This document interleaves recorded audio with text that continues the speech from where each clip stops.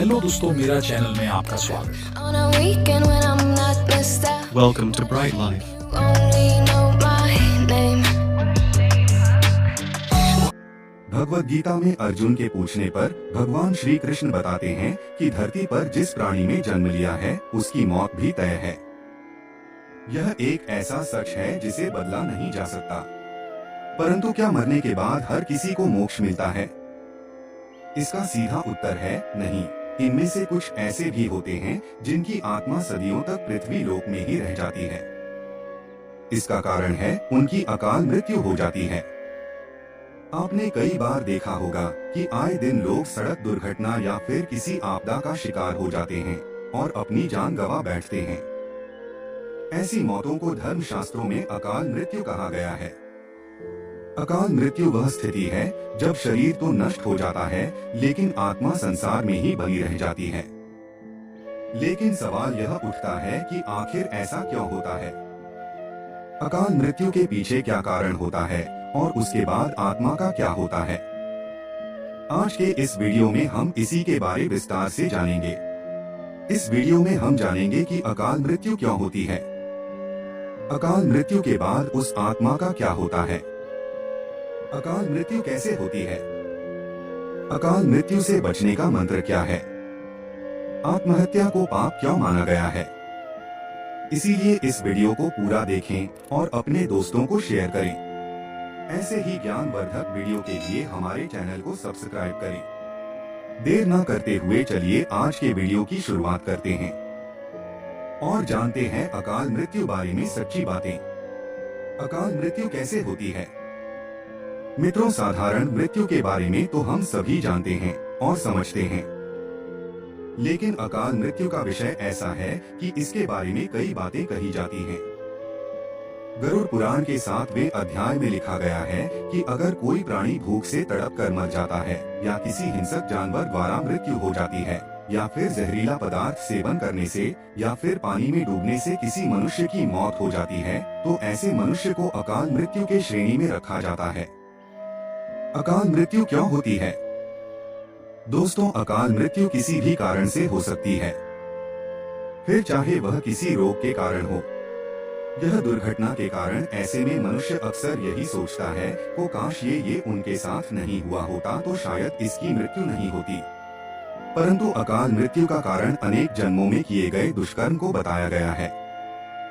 गरुड़ पुराण में इसी प्रसंग में गरुड़ जी ने श्री हरि से यह प्रश्न पूछा था, जब वेदों में मनुष्य की उम्र 100 साल निश्चित की गई है तो उनकी अकाल मृत्यु क्यों हो जाती है?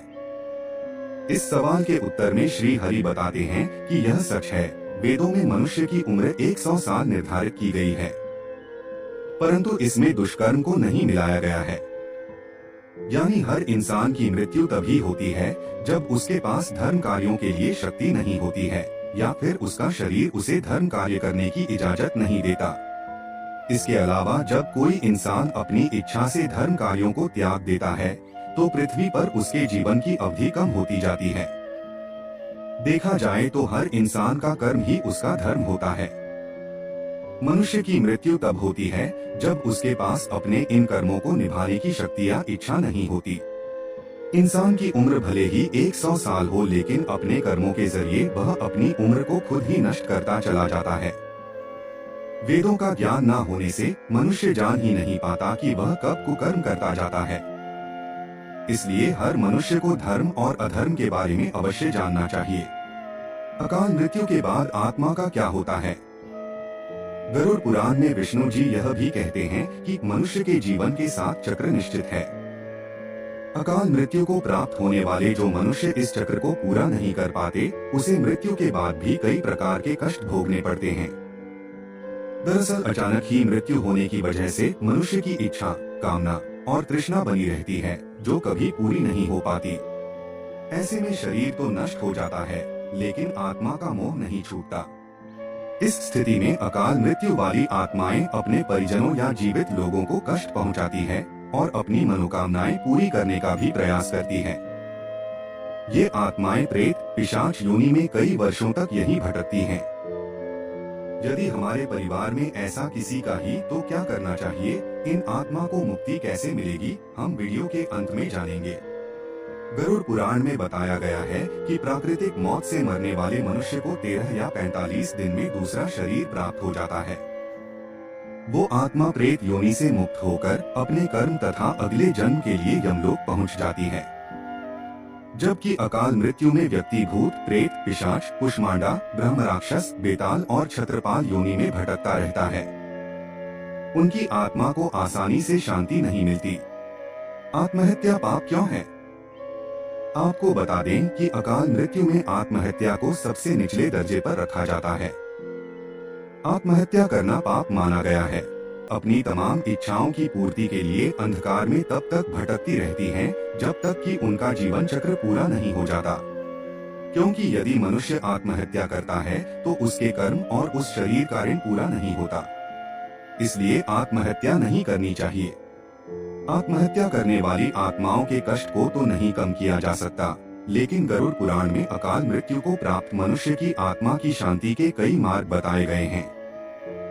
अकाल मृत्यु से बचने के लिए मंत्र। भगवान विष्णु बताते हैं कि अकाल मृत्यु प्राप्त मनुष्य के परिणाम पुण्य भगवान की प्रार्थना करनी चाहिए, क्योंकि प्रार्थना में भाग्य को बदल देने की शक्ति होती है। इसलिए आप भी पुण्य करें और दूसरों को भी इसके बारे में बताएं। आशा करते हो कि ये वीडियो आपको जरूर पसंद आई। मिलते हैं नेक्स्ट वीडियो में। For more video, please subscribe